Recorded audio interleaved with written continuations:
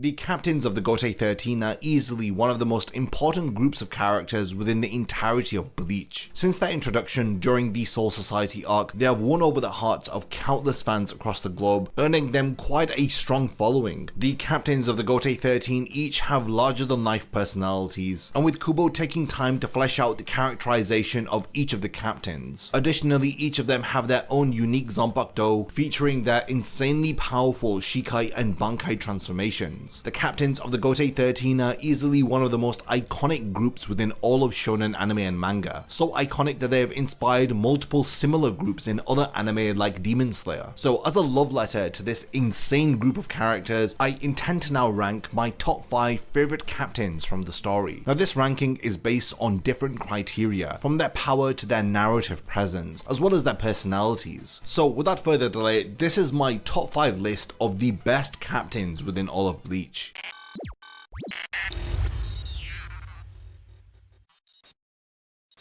Before the video begins, only 12% of the people who watch my content are subscribed to the channel. If you enjoy these videos, then subscribe and stick around for more content just like this. Now let's get back to the topic of the video. So starting off at the number 5 spot, we have none other than Kenpachi Zaraki, the captain of Squad 11. He leads a division that is renowned for their uncontestable strength and skill with the Zanpakuto, so it's pretty understandable that the Shinigami who leads such a division must meet certain standards of power. But Kenpachi doesn't just meet these standards, he is in fact the standard. Kenpachi makes the most impossible feats look like nothing. His resume of insane achievements within the manga and light novels could probably fill up this entire video. From destroying a meteor that was going to wipe out the entire Soul Society with just a single slash, to defeating an individual who could perfectly imitate his power by just choosing to be stronger than him, all the way to winning a battle because he remembered he could swing his sword with both hands. Kenpachi really is this powerful. He is such a great character that he was even recognized as one of the 5 great war potentials during the 1000-Year Blood War arc. It's a title that he had earned from the Quincy based solely upon his unrivaled strength. He is an invaluable resource to the Soul Society, so much so that keeping him alive was deemed as the highest priority during the war arc. And when it comes to power, it really doesn't matter who Kenpachi is up against, because he literally is that overly strong, broken character within the series. Aside from his power, he is in fact a really well-written character. Through him, Kubo represents his philosophical take on strength and the struggle of those who wield it. It is manifested through Kenpachi's fear of his own power due to his love for battle. As a result of this fear, he continuously limits his full potential until he is literally a shadow of his true self. This even prevents him from being able to interact with his Zanpakuto spirit, essentially halting his growth as a Shinigami. Eventually, he learns to let go of these inhibitions and he rises to the occasion and fights solely for the sake of the Soul Society as the one and true Kenpachi. Not to mention that despite being feared for his power and his berserker-like nature, Kenpachi is a rather caring captain who prioritizes the lives of his men greatly. It's questionable whether if he is doing this just so that he can continue fighting against them. This doesn't seem to bother his underlings since they consider him to be a great leader. His 3rd seated officer Ikkaku and his 5th seated officer Yumichika demonstrate a great deal of loyalty for their captain, each of whom have sworn their lives to serve under Kenpachi even to their own detriment, with Ikkaku deliberately hiding the fact that he has a Bankai and Yumichika also hiding the true nature of his Shikai abilities just so that both of them can remain working under Kenpachi. The loyalty of his subordinates doesn't end here. Even his unseated underlings have similar loyalty to him, with some of them risking their own lives just to save Kenpachi when he was about to be killed by the Bambis. So this definitely proves that he's not just a great fighter, but he's also an incredible leader. Now while he doesn't have as much narrative weight as those captains who are ranked above him, this doesn't make him irrelevant to the plot. He serves as one of Ichigo's first major hurdles within the Soul Society and a first real look into the necessity of a strong relationship between a Shinigami and their Zanpakuto. Later on, when we learn about all of the revelations surrounding Unohana's true nature and we get a glimpse into the first generation of the captains of the Gotei 13, we learn that Kenpachi was in fact responsible for changing Unohana's personality. This means that Kenpachi was never really at the center of any of the story arcs that he's involved in, but he still played enough of a significant role towards the story that his lack of presence within the world of Bleach would be felt if he wasn't around. In conclusion, who needs narrative relevance when you're as strong and powerful as Kenpachi Zaraki? Moving on to the fourth best captain within Bleach, we have the former captain of the 8th Division and the current captain of the 1st Division. He's the laid-back captain commander of the Gotei 13, Shunsui Kyoraku. For a character who appears to care very little about his job, he is incredibly good at it. We get a full view of just how competent he is as a leader during the 1000-Year Blood War arc. Shunsui on the surface seems like a rather unmotivated captain who'd rather drink with his enemies than actually fight them. This is made even more apparent when compared to his more passionate colleagues like Komamura and Tozen, who are very outspoken and determined to fulfill all of their duties as a captain. Beneath Shunsui's lazy exterior lies a deeply shrewd man who would stop at nothing to defeat his enemies. Now this is due to his belief that all wars and their participants are equally evil. This means that he doesn't believe himself to be some righteous hero while he's in battle, but rather the opposite. He believes that he is no better than the evil that he's trying to vanquish. This belief gives him one of the singular most interesting perspectives within all of Bleach, and you can understand how Kubo has incorporated philosophy from real-world samurai like Miyamoto Musashi into the character of Shunsui Kyoraku. When it comes to battle, Shunsui is an extremely powerful Shinigami, which is something you'd expect from the current head captain of the Gotei 13. He demonstrates high intelligence and tactical prowess during several of his battles. He has also proven that he's willing to go to any lengths in order to defeat his enemy, despite being a deeply caring and loving captain to his underlings, especially to his lieutenants Nanao and Lisa, but he puts aside this caring nature as he's extremely ruthless when it comes to battle. His aversion to holding himself down to any self-righteous standards makes him the ultimate utilitarian. He's not beneath attacking his enemies from behind or using trickery in order to score himself a quick kill, like he had done during his battle against the Espada Stark, or even going as far as to freeing one of the greatest enemies of the Soul Society, Sosuke Aizen, just so that he could help them fight against the Quincy's during the final arc. When you pair all of this with one of the most powerful Zanpakuto in the entirety of Bleach, you've essentially created one of the deadliest combatants that the Bleach world has seen. When it comes to Shunsui's place within the narrative, he doesn't play much of a major role until the 1000-Year Blood War arc, following the death of his mentor and former head captain Yamamoto. After being killed by Yuhobak, Shunsui becomes the new head captain of the Gotei 13. Now at the time, many readers were skeptical of this development, but in a stunning turn of events, Shunsui ends up being exactly what the Soul Society needed during these dark times. His willingness to put the safety of the entire world over things like pride and honor is what had led to the Soul Society's victory during the 1000-Year Blood War arc. It's under his leadership that the alliance would be formed between the Quincy, Arrancar and Shinigami. It was an idea that originally had seemed so absurd that after witnessing it unfold was something that Aizen had found amusing. Shunsui Kyoraku is not only an incredibly nuanced and powerful character, but his phenomenal leadership had resulted in the Soul Society being victorious during their darkest hour, and it's for this reason that Shunsui has been cemented as one of the greatest captains to have featured within the Bleach story. Speaking of characters whose actions had saved the Soul Society, we couldn't have such a ranking list without speaking about the GOAT himself, Kisuke Urahara, who comes in at the number 3 spot. Having been introduced within the story as early as chapter 13 of the manga and in episode 6 of the anime, Urahara's significant narrative relevance to the plot is probably the first thing that comes to mind, since he's been there for multiple characters throughout the story, especially those who were victims to Aizen's holification experiments, as well as acting as the captain of the 12th Division before he had come to everybody else's aid. Now, he had only served as a captain for a relatively short period of time. During his short tenure, he had scouted Mayuri, who was then an incarcerated criminal within Maggot's Nest, and by doing so, he had given him the opportunity to become his assistant within his newly formed Soul Society Research and Development Institute. This eventually had led to Mayuri becoming captain after Urahara's exile, and we all know just how much of an asset that Mayuri becomes to the Soul Society. And this wouldn't have happened if Urahara had never gotten him out of Maggot's Nest, and if gaining the bragging rights to being the individual who had freed Mayuri and given him a job wasn't enough, Urahara just keeps racking up more wins. It was through his timely intervention during Aizen's holification experiments that had allowed him to save the souls of his fellow captains and Shinigami. These These individuals would later go on to become the Vizards, a group that becomes quite instrumental in helping the Soul Society during the fight against Aizen and his army of Arankars during the Fate Karakura Town arc. The Vizards are indebted to Urahara and have a great deal of gratitude for everything that he has done for them. Now, this is everything that Urahara had done before the present timeline of Bleach had even started. Within the main story, Urahara was responsible for saving Ichigo's life and helping him to regain his Shinigami powers. He had also created the Senkaimon and Garganta, allowing Ichigo and his friends to save Orihime as well as Rukia, all the way to planting seals within Aizen's body, which had activated after he was weakened by Ichigo. Let's not even get into his contributions during the 1000-Year Blood War arc and beyond that, since Kubo goes through a great deal of effort to explain how Urahara's involvement has helped the Shinigami advance technologically during the New Breeds from Hell chapter, allowing even video calls to now take place between the Soul Society and the world of the living. Urahara is somebody who is so deeply intertwined within the story of Bleach that it's a common notion amongst fans that the entire story was just a game of chess between Urahara and Aizen. Additionally, Urahara is quite a phenomenal character. In a lot of ways, he serves as a foil to Aizen, a fact that he's quite well aware of. In conventional writing, foils aren't really aware of the fact that they are a foil, but Kubo uses Urahara's self-awareness to add to his character in a fascinating way. Aizen was deeply dissatisfied with the world and the Soul King, who is an empty vessel, leading it. He had wanted to recreate the world with himself as the leader, while Urahara, on the other hand, had decided to allow the world to continue in its current state, believing that while it is imperfect, it is what it needs to be. During Urahara's quest to protect the current status quo, similarly to Aizen, he had expressed a similar disregard for others, like when he decides to hide away the Hokyoku within Rukia's body without her even knowing, with the consequences of this meaning that Rukia will eventually transform into a human, and not to mention the very disturbing mystery of how he had created his own Hokyoku, since we know that Aizen had formed his Hokyoku via sacrificing the lives of several citizens of Rukongai. Urahara is a character who has always had a tinge of darkness surrounding him, with even some fans speculating that he will make his debut as a villain any day now. Urahara is deeply aware of this darkness that exists within him, and he even expresses his fear of becoming like Aizen during the Can't For Your Own World light novels. I think it makes Urahara appear to be so much more compelling and fascinating, knowing that he has the perfect makings of a villain, but he himself chooses to do good. In terms of power, Urahara is in fact one of the greatest tacticians within all of Bleach, and this is 100% reflected in his fighting strategy. It even results in him earning a spot amongst Yhwach's 5 great war potentials, due to just how impossible it is to outplan and outmaneuver Urahara's incalculable techniques. Aizen had even flat out admitted that Urahara is far smarter than him. Additionally, he is also a Kido master, and he possesses one of the most interesting Shikai and Bankai with the entire series. In conclusion, Kisuke Urahara is not a character that you want to mess around with, and it's for all of these reasons combined that he's earned the number 3 spot on this list. In the number 2 spot, we have another Shinigami who you should never mess around with, and it's none other than Head Captain Yamamoto Genryusai Shigekune. He is the former head captain of the Gotei 13 who had lost his life during the early portion of the 1000-Year Blood War arc, but even after his death, his legacy lives on. For over 1,000 years, he had served as the leader of the Gotei 13, and for good reason. His power was uncontested within that millennium. Additionally, he had possessed an insane amount of spiritual pressure combined with a total mastery of all Shinigami combat arts. And to top it off, he was in possession of one of the most powerful Zanpakuto in existence. Yamamoto is so powerful that even when Aizen had went out of his way to remove his Zanpakuto's power from the equation, his pure skill alone is enough to take down his enemy. Here I'm of course referencing his battle against the Arankar Wonderwise, a being that Aizen had created solely to negate the flames of Yamamoto's Zanpakuto. But despite this, the head captain was still able to kill him by using nothing but Hakuda, and even without his Zanpakuto, the only way that Aizen could defeat him was by turning his own power against him. But even that wasn't enough to stop Aizen from taking an Itokaso straight to the face, an attack that had left him disorientated, leaving him open to Ichigo's Getsuga Tensho, something that no character had been able able to do until this point within the story. But when we finally get to see the power of Yamamoto Zanpakuto unleashed, we witness literal hell break loose. His Bankai's power threatens to destroy the entire world when he uses it. It's a level of power that is almost unprecedented within Bleach. And when you put all of this together, it's easy to see why his power remained uncontested for a millennium. Now, considering his role within the story, Yamamoto is often depicted as being the embodiment of the Soul Society and its Shinigami militia, the Gotei 13. This is mainly due to the fact that he had created the Gotei 13 along with the Shinigami Academy that accompanies it. He was one of the main teachers within the academy, mentoring two of the greatest captains, Ukitake and Shunsui. Yamamoto was a fantastic leader for the Soul Society during its time of need. This is most notable during the Battle of Fate Karakura Town arc, as well as the Hueco Mundo arc, where Yamamoto was able to predict Aizen's plan to reach Karakura Town and to effectively counter that, and this is done so that he and a number of other captains can face off against Aizen and his army without endangering any lives. Yamamoto's character arc sees him grow from being a ruthless killer to becoming a kinder and more compassionate man who wishes to leave the darker aspects of his character in the past, wanting to lead a life of honor and peace now. This desire had turned him into somebody who was deeply dedicated to his role as a protector of humanity, so dedicated that he refuses to use the powers of a human even to his own detriment, where he didn't take advantage of Orihime in order to heal his arm that he had lost against Aizen. He was a firm believer that humans should be protected by the Shinigami unconditionally. Because of his dark past, Yamamoto behaves by the book, as he is very strict when it comes to the laws of the Soul Society, believing them to be the absolute good that all Shinigami must obey. But upon meeting Ichigo and the other intruders, his perspective had started to change, resulting in his ordering of the Gotei 13 to put their spiritual pressure into a sword in order to restore Ichigo's powers, despite previously supporting Rukia's execution because she had done the exact same thing. Now, this aspect of Yamamoto's character growth is severely underappreciated. Now, while I don't think Yamamoto's character shines anywhere near as much as some of the other captains on this ranking list, he's definitely done enough within the story and showcased enough of his power to earn the number 2 spot within this list. Now, this was in fact one of the most difficult ranking videos to approach. Kubo does such a phenomenal job at characterizing most of these captains that ranking them honestly becomes incredibly difficult. But before I introduce my number 1 favorite captain in the story, I'd like to go over some honorable mentions. Now, all of these characters can easily be argued into this top 5 ranking video because of how great they are. And in all honesty, I had to even trim down this list of honorable mentions since I'd ended up mentioning almost every other captain. Now, the first honorable mention goes to none other than Captain Sosuke Aizen. Now, this is the one time that I'll have to agree that Kubo had completely fumbled the bag. He was introduced as an intelligent and caring captain who had deep relationships with his subordinates, only for him to be brutally killed off for shock value, never to be spoken of again. Rest in peace to Captain Aizen, we hardly knew you. The next honorable mention goes to Isshin Kurosaki, the former captain of the 10th Division and the father of our protagonist Ichigo. He's an incredibly powerful Shinigami with a love and dedication towards his family, which results in him helping Ichigo through several key moments of the story, like during the Fate Karakura Town arc and during the first half of the 1000-Year Blood War arc. The next honorable mention goes to Gin Ichimaru, the former captain of the 5th Division. He's an extremely interesting and very powerful character. Towards the end of his character arc, we learned about his quest for revenge, as well as witnessing the incredibly cool power that he possesses. Gin Ichimaru is easily one of the most iconic captains within all of Bleach. The next honorable mention goes to none other than Byakuya Kuchiki. He's a captain that you just cannot ignore, for the sheer spectacle that is his Bankai and his Shikai, along with his incredible character development throughout the story. There are many reasons as to why he could have made it onto this top 5 list. It would be a crime if I didn't speak about him during the honorable mentions. Now, speaking of characters who could have made it into the main rankings of this video, we have none other than Mayuri Kurosuchi, a character who for all intents and purposes was an absolute godsend to the Soul Society during the 1000-Year Blood War arc. He's somebody who enjoys the freedoms of experimentation even more than his duty as a captain. But don't be deceived, he is a dedicated defender of the Soul Society and he does his best to protect it whenever it's in danger. He also deems it as a personal failure if anybody is able to breach into the Soul Society or to attack them without him knowing. His insane creativity in battle makes him an absolute delight to watch, and in all honesty, he only barely failed to make it into the main ranking if we're being honest. Now, in the final spot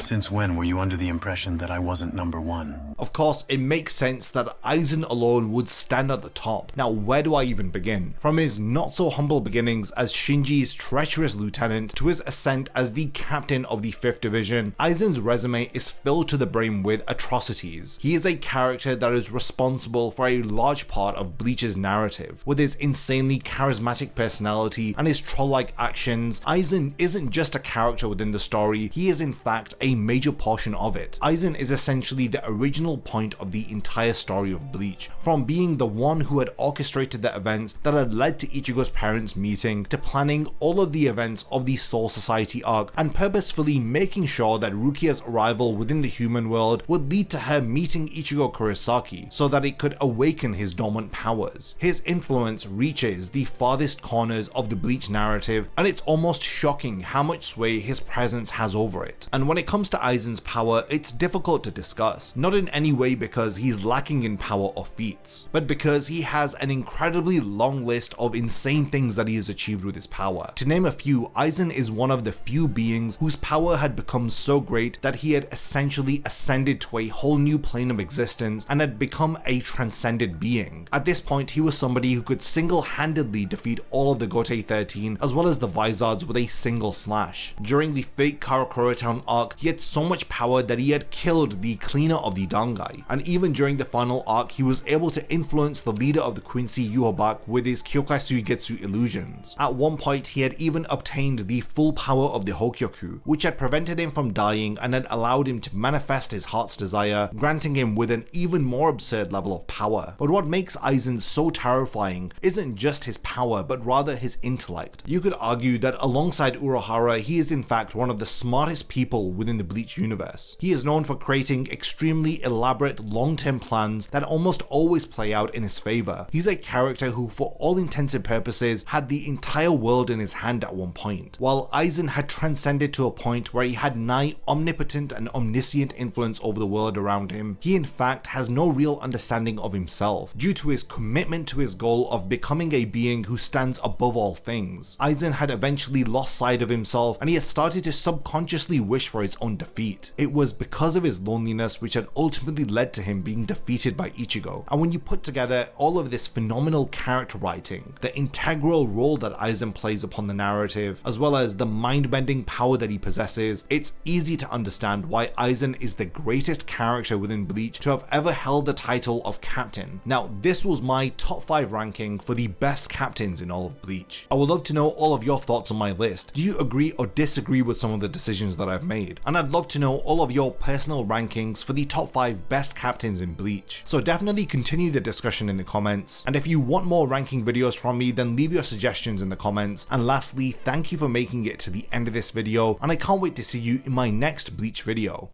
If you enjoy my content, then you can support my channel through Patreon for as little as $1 a month, or even through YouTube by becoming a channel member. You will gain access to exclusive channel perks and a Discord server which I frequently use. So become a member of my Zero Division and be the first to know about my upcoming videos. And once again, thank you for sticking around till the end of the video, and whatever you contribute will mean a lot to me.